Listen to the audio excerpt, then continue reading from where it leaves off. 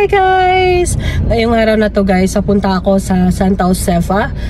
Yun yung last vlog kong pinakita noon na kung makikita nyo, nabahaan po siya. At ngayon naman, araw na to, titingnan ko kung ano nang nangyari sa kanila at kung okay na ba yung sitwasyon doon. So, pakita ko sa inyo guys.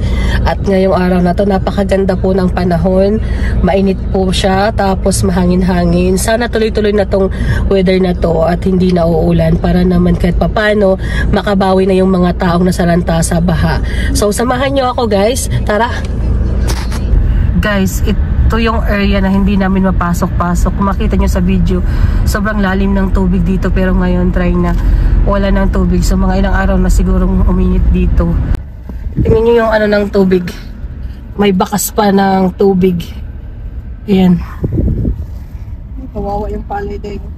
Kawawa yung palay. Talagang ano, patay yung palay na tinanim nila. Ayun. So wala, hindi na ano, walang nakasurvive na palay. Patay. Ayan, kung makikita nyo, oh, halos ano, sa nangalahati sa nyug. So ang lalim pala talaga ng ano, tubig dito. Talaga sobrang talagang lalim din kasi imagine niyo hindi kami nakapasok noon dito. Ang okay naman yung mga tao dito. Okay naman yung mga residente. Yun nga lang yung mga pananim nila wala talaga. Patay yung pananim nila. Papasok tayo dun sa tapas. Doon yung mga kamag-anak ko guys nakatira. Doon sobrang affected talaga sila kasi sobrang lalim ng ano nila doon tubig kasi malapit lang sila sa Agusan River. Pumasok hanggang sa loob ng bahay nila ang yung tubig. At yung isa kong auntie guys doon sa lupain namin, nag-evacuate sila.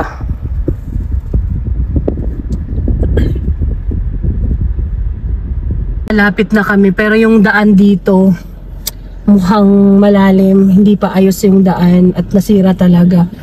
Ayan oh, makita nyo. Sana hindi masyadong malalim para hindi kami tumirik. Ayan.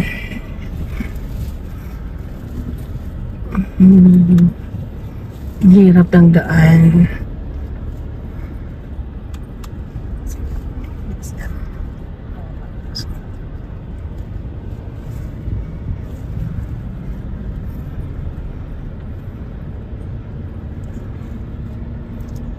Hala guys, nandito pala yung ano oh, parang maisan yan dyan. May baha pa yun. Lumipad yung mga ibon. Hindi ako makapunta kasi mukhang malalim. Pero kung makikita nyo siya guys, may mga na-affected talaga sa baha. Parang maisan yan dyan na namatay talaga siya kasi till now hindi pa rin siya na ano, humupa yung tubig. Yan, patay siya. Kahit doon banda guys, hindi na ako makalapit kasi maputik siya eh. Yan, kahit doon banda, grabe, patay yung pananim nila, kawawa. Grabe talaga ang nangyari dito. Ito kasing area na to guys, malapit to sa Agusan River, doon sa bandang unahan. Agusan River na yun guys. Kaya ganyan siya dito, masyadong naapektuhan talaga dito sa area na to. Hindi pa natuyo ang tubig. Ayan, so papakita ko sa inyo sa unahan.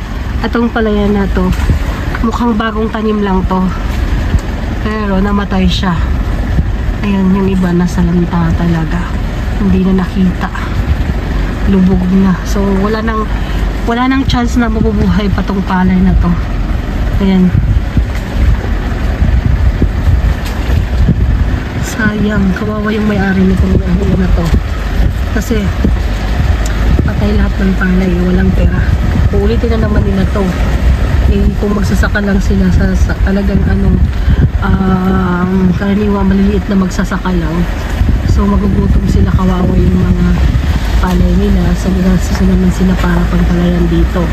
Ayan, sobrang ano talaga dito, baha, pumasok wala talaga yung tubig. Ito yung daanan, guys. Dito, hindi ko alam kung makapasok pa kami sa unahan. Gusto naming titingnan dun banda sa unahan. Malapit sa Agusan River. Kaya pumasok kami dito. Tinry naming pasukin dun sa hanggang unahan. Kung kayang pasukin ng sasakyan. Ayan, may tubig pa dito. Hindi pa rin humupa yung ano. Malalim na ba to? Kaya pa to dito sa unahan. Tingnan natin.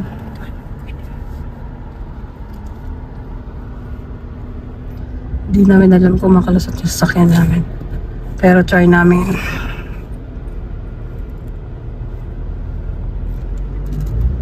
Pati tayo dyan. Ay, lalim tayo. Balik tayo. Lalim, sobrang lalim yun dyan. Balik kami, guys. Patay. Edit yun. Tay, di ko na tayo. Samot yun ikaw ng ganito. Ayun. Ay, natakot ako, guys. Kasi nalibing kami sa putek. Ayan. Sobrang bahasa, ayan na to. Ay, yung mga palay, wala. Daming palayan dito. Sobrang daming palayan na talagang nasira, nasaranta talaga. Ayan.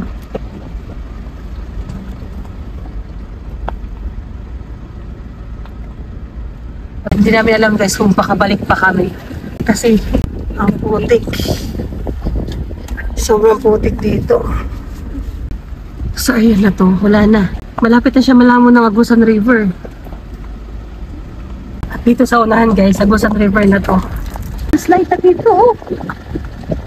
Maliki yung ano, daan. Malapit na to pumunta dito. Ay, yung mga kalamansi, wala na.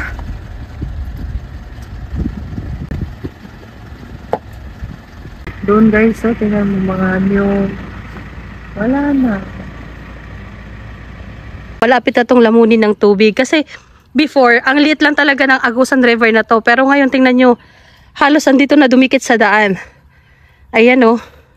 Bitak na yung lupa, mag-landslide na to. Eh, may tinanim pa ditong mga kalamansi, oh. So, wala na. Malapit na tong daan na to.